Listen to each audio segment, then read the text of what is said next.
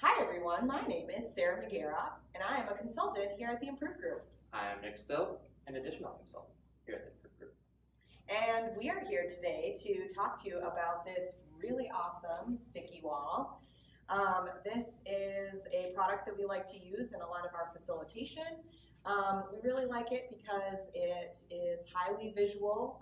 We'll show you a little bit about how to put different pieces of paper and ideas up on this wall. It's really participatory, so everyone that's in the room and is part of this process gets to really bring their ideas to the front, literally.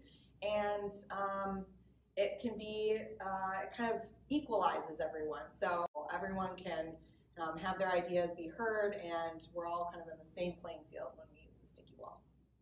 Yeah, I was going to say the same thing actually, just leveling the playing field. You know, some people are a little more reserved and don't want to outspeak, but if you have the sticky wall, their ideas are going to get up on the board no matter what. So when we're using the sticky wall for a brainstorming session, you're going to have to write your ideas on a half sheet, and there's 3 simple rules that you need to follow when you're doing this. The first one is to make sure you write big so everyone can see it. And then 3 to 7 words per sheet. That's all you really need in order to describe something. You want to keep it short and to the point. And then 1 idea per sheet, because we're going to need to reorganize those ideas later on. And what's great about this is that you're able to build consensus when you're working together. Everyone has their own ideas, but in order to get on the same page, it really helps you get all the ideas up on the board at the same time and then start condensing them.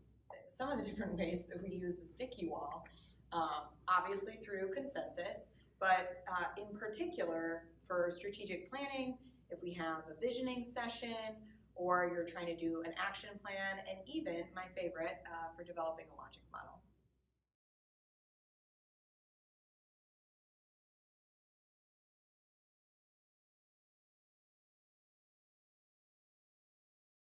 All right, so as you can see here, we have developed a nice consensus building process where we have all these different ideas that everyone who was participating in our workshop got to bring up to the board, and we grouped them together into like categories, kind of coming together, making some decisions, and we have created themes or titles or names to represent all of the grouping of ideas. And that is the consensus building process, all of which are helping us to develop our evaluation plan for Project X.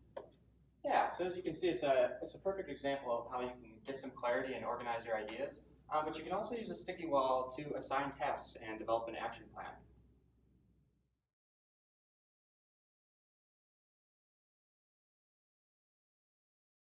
All right, so in this brainstorming example, we had individuals write tasks and other components related to the project timeline on half sheets and bring them up, and then we organize them.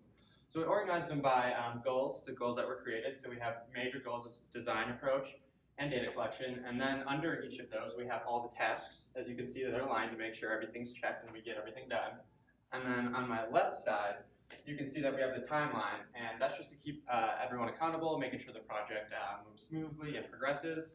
And then next we have the team, and Nick and Sarah are the dream team. So we have that going on to make sure that everyone knows what the role is within their process and make sure it goes smoothly and no one's left behind in the desk. And then lastly, resources needed.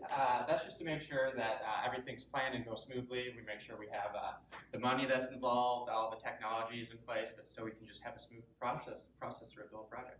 So these are some ideas about how you might use this sticky wall in the future and in your work and potentially with us. Thanks for listening. Yeah.